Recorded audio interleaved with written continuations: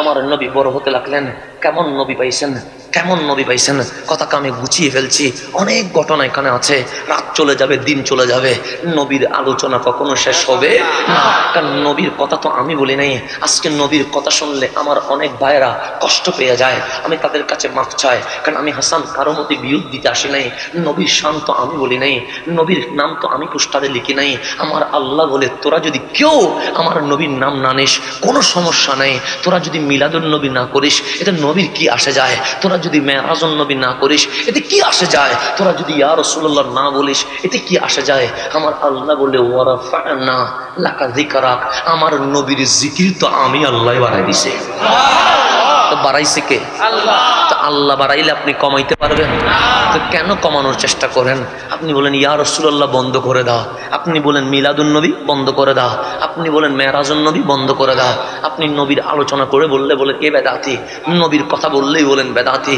আপনি চান নবীর আলোচনা না করুক, জান্নাতের আলোচনা করলে আপনি বলেন বড় ভালো তো, জাহান্নামের কথা বলে কাঁদলে আপনি বলেন বড় ভালো তো। যে জান্নাতের আলোচনা করছেন আমার রাসূল ডাক দিয়ে বললেন মান আনা, আমি কে চিনো, আমি কে চিনো। কাল হাসরের ময়দানে সবাই যখন নফসি নফসি করবে, মুসা কালিমুল্লাহর মতো নবী আরশের কুটি ধরে চিল্লাইয়া বলবে মাওলা নফসি নফসি, আমি আমাকে নিয়ে টেনশনে পড়ে গেছি। বাবা আদম থেকে ঈসা রুহুল্লাহ তাক সবাই বলবে নফসি নফসি। যখন নবী রাসূল নফসি নফসি করবে তখন আমাদের কি অবস্থা জানে হবে, এটা আল্লাহই জানে। তো আমার নবী বলে ওই সময়ে আমি নবী প্রথম যিনি জান্নাতের দরজায় ঠক ঠক করে আওয়াজ করব। এখন আসেন, আমি মানুষ, ভুল হতে পারে কি পারে না? আমি সত্যও বলতে পারি, মিথ্যাও বলতে পারি, অবিশ্বাস্য ঘটনাও বলতে পারি, বিশ্বাস্য ঘটনাও বলতে পারি। যেমন এখানে পানি আছে, এখানে কি আছে? পানি আছে। তো পানি আছে এটা আমরা চোখে দেখতেছি কি দেখতেছি না? দেখতেছি। কিন্তু এই বিষয়ে কসম করার কোনো দরকার আছে? ফ্রিজের পানি ঠান্ডা হবে এটা স্বাভাবিক বিষয়। এখন আমি কি বলবো আল্লাহর কসম ফ্রিজের পানি ঠান্ডা, এটা বলবো?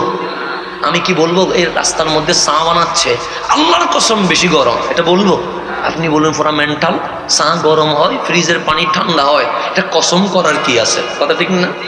আমার টাইম ছিল এখানে 11টা, কত টাইম? কিন্তু আসতে আমার 10 মিনিট লেট হয়েছে। আমি ঘড়ি দেখেছি, আমি 11টা 10 মিনিটে আপনার স্টেজে আসছি। কারণ বৃহস্পতিবার জ্যাম, আর ওদের সাথে কথা হয়েছে 11টা। যদি 9টায় কথা হইতো 8টায় চলে আসতাম, কিন্তু 11টায় যেহেতু কথা হয়েছে আমি বললাম আস্তে ধীরে যায় না, আস্তে ধীরে আসতে 10 মিনিট লেট হয়ে গেছে। কিন্তু 11টার জায়গায় যদি 12টা বাজতো আপনারা কি খুশি হইতেন? নিশ্চয়ই রাগ করতেন। কথা ঠিক না? এখন 12:30টার সময় আমি স্টেজে উঠলাম, এখন দেখলাম চেহারাগুলো সব বাংলা ভাষ। কত ভাষ হয়ে গেছে? বাংলা ভাষ। রাগ করছে কারণ হচ্ছে 1.5 ঘন্টা বেরিয়ে গেছে, দেরি হয়ে গেছে। এখন আমি বললাম ভাই সাহেব আমার জ্যামের কারণে 1.5 ঘন্টা দেরি হয়েছে, সেই জন্য দুঃখিত। কিন্তু দেখলাম সবার চোখ লাল হয়ে আছে, চেহারা বাংলা ভাষ হয়ে আছে। দুঃখিত বলার পরেও আমার ভাইরা স্বাভাবিক হয় নাই। আমি বুঝলাম আমার কথা বিশ্বাস করে নাই। হঠাৎ এই কোণা থেকে একজন দাঁড়াইয়া বলে, হুজুর আপনাদের একটা অভ্যাস আছে। আমি বললাম ভাই কি অভ্যাস? আপনারা দেরি করলেই বলেন জাম বাসছে। আপনার দেরি করলে কি বলেন?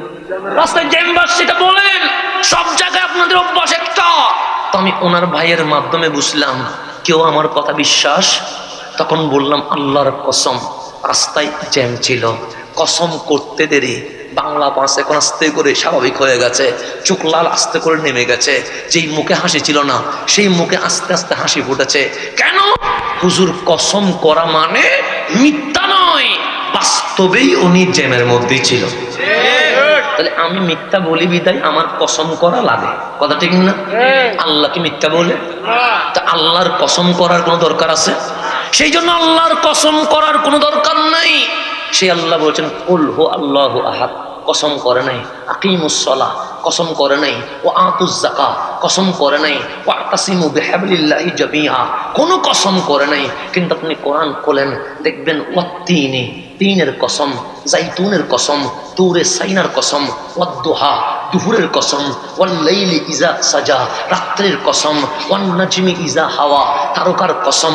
যেই আল্লাহর কসমের কোনো দরকার নাই, কোরআনের পৃষ্ঠায় পৃষ্ঠায় আপনার মালিক অনেক জায়গায় কসম করেছে। করছে কি করে নাই? তা আমরা কসম করবো কারণ আমরা মিথ্যাও বলি, অবিশ্বাস বলি, অবিশ্বাস্য কথা বিশ্বাস করানোর জন্য আমাদের কসম করা লাগে। আল্লাহ তুমি তো মিথ্যা বলো না, অবিশ্বাস্য কথা বলো না, তুমি কসম করলা কেন? আল্লাহ বলে বান্দার কসম আর মাবুদের কসম আকাশ পাতাল ব্যবধান হয়ে আছে। বান্দা যখন কসম করে মিথ্যাকে সত্য বোঝানোর জন্য, অবিশ্বাসকে বিশ্বাস করানোর জন্য, মালিক যখন কসম করে যেই বিষয়ের কসম হচ্ছে সেই বিষয়টাকে দামি করে দেওয়ার জন্য। কথা ঠিক নেই? এখন কোরআন বলেন, আল্লাহ বলছেন ওয়াল ফাজরি। ওয়াল আছে না কোরআনে? নাই মনে হয়, আসেনি? ওয়াল ফাজরি মানে কি? ফজরের কসম। এটা নিয়ে কোনো মারামারি আছে না? মারামারি থাকলে আমরা বলবেন, আমি এই বিষয়ে কথা বলবো না, কারণ আমি মারামারি পছন্দ করি না। আমি ভালো মানুষ তো, সেজন্য আমি ভালো জিনিস পছন্দ করি, জামিলার মধ্যে আমি নাই। এখন সামনের দিকে যান। ওয়াল ফাজরি কিসের কসম? ফজরের কসম কে করেছে? আল্লাহ তো ওয়াল মাগরিবে বলে নাই, আল্লাহ তো ওয়াল এশায়ে বলে নাই, আল্লাহ তো ওয়াজ জোহরে বলে নাই, মাওলা ফজর বলেছ। জোহর কি কোনো দোষ করেছে? ওয়াজ জোহরে বলতা, ওয়াল মাগরিবে বলতা, ওয়াল এশায়ে বলতা। আল্লাহ বলে বলবো না। তা আল্লাহ তুমি কি এশার মালিক নয়? সাহা মাগরিবের মালিক নয়? সাহা আসরের মালিক নয়? সাহা জোহরের মালিক নয়? সাহা তো ফজরে বললা, জোহর আসর মাগরিব এশা বলো নাই কেন? আল্লাহ বলে বলবো না, শুধু বলবো ওয়াল ফজরি, ফজরের কসম। কেন? যে মাগরিবের চেয়ে, এশারের চেয়ে, জোহরের চেয়ে, সকল সময়ের চেয়ে ফজর দামি। কারণ ওই ফজরের সুবহে সাদিকে মা আমেনার ঘরে কামলিওয়ালা তো শরীফ নিয়ে এসেছে। নবী আসার কারণে ফজরের কসম কে বলছে? আল্লাহ। আল্লাহ মনে হয় বেদাত বুঝানে, মনে হয় বুঝানে, মনে হয় বুঝানোর দরকার আছে মনে হয়। আল্লাহ বলছে ওয়াল ফজরি, আমি বলি নাই, আমি বললে বা বেদাত বুঝি নাই। আল্লাহ বলতেছেন ওয়াল কিসের কসম? কেন বলছে? তুই জোহরের কেন বলবো? কারণ জোহরে নবী আসে নাই। মাগরিব কেন বলবো? মাগরিবে নবী আসে নাই। এশা কেন বলবো? এশাতে নবী আসে নাই। ওয়াল ফাজরি, ফজরের সুবহে সাদিকে কামলিওয়ালা চলে এসেছে। তাহলে ফজরের কসম কে করেছে? আল্লাহ। একটু গভীরভাবে খেয়াল করবেন। আমরা জন্ম নিছি, কোনো সন্দেহ আছে? আমাদের মা কোন দিকে তাকিয়েছে? কোন দিকে তাকিয়েছে? যখন আমি জন্ম নিছি মা কোন দিকে তাকিয়েছে? সন্তানের দিকে। কারণ সন্তান ছাড়া কোন দিকে তাকাবে? তা মা দেখলেন একটা ছেলে আসছে, তখন কি বলে? স্বামীকে ডেকে বলে, দিকে আসেন, আপনি ছেলের বাবা হয়েছেন, আপনি মেয়ের বাবা হয়েছে। তো মা আমেনাও বলছে নাজারতু ইলাইহি সুবহে সাদিকে কামলিওয়ালা তো শরীফ আনলেন, আমি আমেনা ওই দিকে তাকালাম, তো কি দেখলেন? আমার রাসূল বলে, আমি বলছি শোনো, রাত উম্মি নূরা, আমার মা দেখলো সুবহে সাদিকে মক্কা নগরীতে মওলুদুন নবীর ঘরে একটা নূর চলে এসেছে। এটা আমি বলিনি, নবী বলছে রাত দেখেছেন, উম্মি আমার মা, নূরা কি দেখছে? এটা আমি বলছি। এখানে লাইট আছে না নাই? লাইট আলো দিছে কতটুকু? যতটুকু দেখা যায়। কিন্তু ওই রাস্তার ভিতরে কি আলো দিছে? ওইদিকে কি আছে? অন্ধকার। ওইদিকে কি আছে? লাইট যতটুকু দেওয়া দরকার ততটুকু দিছে। নবী আসছে কোথায়? মক্কা। নূর জ্বলছে, নূর আলো দিবে কোথায়? মা আমেনার ঘরে। কিন্তু মা আমেনা বলছে আমার নবীর নূরে শুধু মক্কা নয়, নাজারতু বিআইনাইয়া, আমি আমেনা চোখ দিয়ে আমার নবীর নূরের আলোতে রোম পরাশের সিংহাসন আমার চোখে দেখতে পেয়েছে।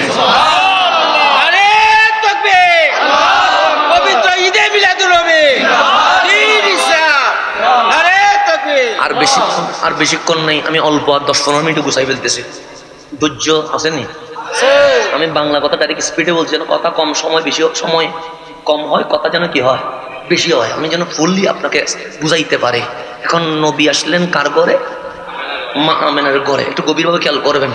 মা আমেনা বলছেন, মা আমেনা বলছেন 13 দিন আমার সন্তান আমার কাছে ছিল। কয়দিন? 13 দিন। মা হালিমার ঘরে 13 দিন বয়সে মা মা হালিমা বলে বড় আশ্চর্য হচ্ছে, আসছেন কোত্থেকে? তায়েফ থেকে। আসছেন কোত্থেকে? তায়েফ থেকে। মা হালিমা বলছে আমি মুহাম্মাদুর রাসূলুল্লাহ সাল্লাল্লাহু আলাইহি ওয়াসাল্লামকে ডান কোলে নিলাম। কোন কোলে? মানে ডান কাঁধে নিলাম। ডানে স্তন দিলাম, দুধ পান করেছে। বামে স্তন দিলাম, ঠোঁট পর্যন্ত লাগায় নাই। 1 বছর 11 মাস 17 দিন দুধ পান করেছে। কয় বছর? 1 বছর 11 মাস কয় দিন? মা মেনার করে 13 দিন। মোটে মোটে হলো কত? 2 বছর বরাবর। একদিন বেশিও নয়, একদিন কমও নয়। আমার নবী বরাবর সানাতাইন 2 বছর দুধ পান করেছেন। একদিন কম করতে পারে, একদিন বেশিও করতে পারতো, কিন্তু না, সেই সময় MBBS নাই, সেই সময় বিজ্ঞান নাই, সেই সময় কোনো ডাক্তার নাই। তা আমার নবী 2 বছর দুধ পান করলেন কেন? বর্তমান সময়ে ডাক্তার বলছে সন্তানের জন্য একমাত্র পুষ্টিময় খাদ্য মায়ের দুধ। কমপক্ষে 2 বছর পান করানো এটা মায়ের দায়িত্ব। আমার নবী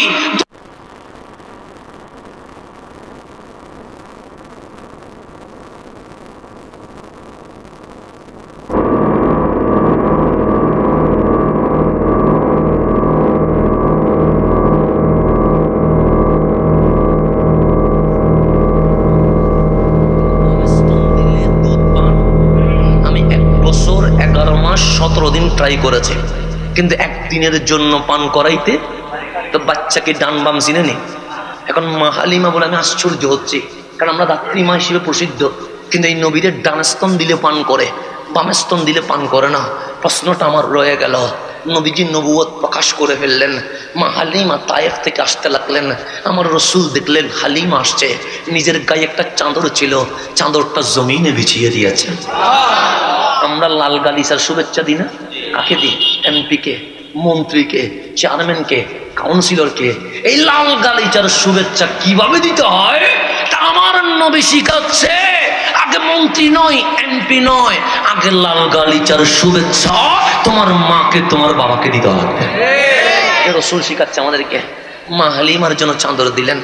মা হালিমার ডানে আসতে চায়, রসুল বললেন না, ওই আমার গায়ের চাদর যেটা বিছিয়ে দিয়েছি পা ওইখানে রেখে আসেন, কারণ মায়ের জন্য আমি নবী আজ লাল গালিচার শুভেচ্ছা দিয়ে দিচ্ছি। রসুল যখন চাদর বিছালেন, মা হালিমা আসলেন। নবী যেখানে বসে মা হালিমারে ধরে নবী সেখানে বসালেন। আমার মা হালিমা বললেন চিনেছেন? না চিনলে কি আর চাদর বিছায়? না চিনলে কি আমার চেয়ার আপনারে দিয়ে দে? আমার মা এসেছে, আমার মায়ের জন্য আমি নবী বিশ্ববাসীকে মেসেজ দিয়ে দেই, মাকে এইভাবে সেবা করতে হয়। হালিমা বলে পরে সব জিজ্ঞেস করব, কেমন আছেন এখন জিজ্ঞেস করব না, দাওয়াতি কাজ কি জিজ্ঞেস করব না। একটা প্রশ্ন আমার হৃদয়ে বড় ধারণ করে আছে, এটার জন্য কত রাত আমার ঘুম হয় নাই। আমার রসুল হাসি দিয়ে বলে জিজ্ঞেস করবেন, অবশ্যই করবেন না কেন? মা বলেন কি হয়েছে? আপনার মায়ের কোলে আপনি 13 দিন ছিলেন, 13 দিনে আমি আপনাকে নিয়ে গেছি, আপনি 1 বছর 11 মাস 17 দিন আমার স্তনে দুধ পান করেছেন। আমার রসুল বলেন আমি সব জানি। এরপর বলেন আপনাকে ডান স্তনের দুধ দিলে পান করেছেন, বাম স্তনের দুধ কখনো দৌড়েও দেখেন নাই, টোটো লাগান নাই, কারণ কি একটু বলতে হবে। আমার রসুল ডাক দিয়ে বললেন মা, ডান স্তনের দুধ পান করাও জায়েজ, বাম স্তনের দুধ পান করাও জায়েজ, এতে কোনো সন্দেহ নাই। কিন্তু আপনি যেদিন মা হালিমা মা আমেনার কোল থেকে আমাকে নিচ্ছিল, তখন আমি তাকিয়ে দেখলাম বাম কোলে একটা সন্তান আছে। সেদিন আমি বুঝে গেছি এটা হালিমার সন্তান, এটা আমার ভাই। কিন্তু আপনি সর্বপ্রথম আমাকে ডান স্তন দিলেন, আমি দুধ পান করলাম, পরে আপনি বাম স্তন দিলেন। তখন আমি নবী ভাবলাম আমার তো একটা ভাই আছে, যদি বাম স্তনে দুধ পান করি আমার ভাইয়ের অধিকার বঞ্চিত হয়ে যাবে। ভাই সমান সমান অধিকার। মারে ডান স্তনের দুধ পান করলাম, বাম স্তনের দুধ আপনি হালিমার সন্তান আমার ভাইয়ের জন্য রেখে দিলাম। বিশ্ববাসীকে জানিয়ে দিয়েছি ভাইয়ের সমান অধিকার, এটা বাস্তবায়ন করতেই হবে। এটার নাম রহমতুল্লিল আলামিন। আমার নবী বড় হতে লাগলেন। কেমন নবী পাইছেন? কেমন নবী পাইছেন, কথাকে আমি গুছিয়ে ফেলছি। অনেক ঘটনা এখানে আছে, রাত চলে যাবে, দিন চলে যাবে, নবীর আলোচনা কখনো শেষ হবে না। কারণ নবীর কথা তো আমি বলি নাই। আজকে নবীর কথা শুনলে আমার অনেক ভাইয়েরা কষ্ট পেয়ে যায়, আমি তাদের কাছে মাফ চাই। কারণ আমি হাসান কারো মতে বিয়োগ দিতে আসি নাই। নবীর শান তো আমি বলি নাই, নবীর নাম তো আমি পোস্টারে লিখি নাই।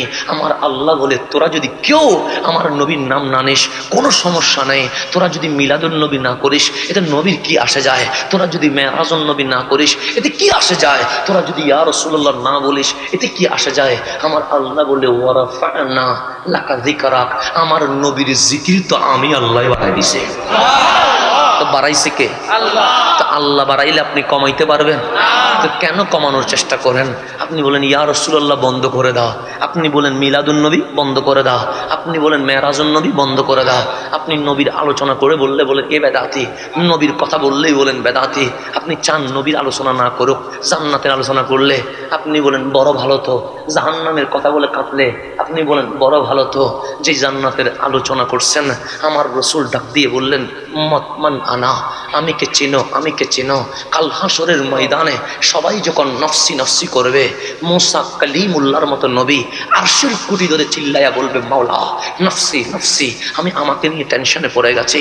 বাবা আদম থেকে ঈসা রুহুল্লাহ তাক সবাই বলবে নফসি নফসি।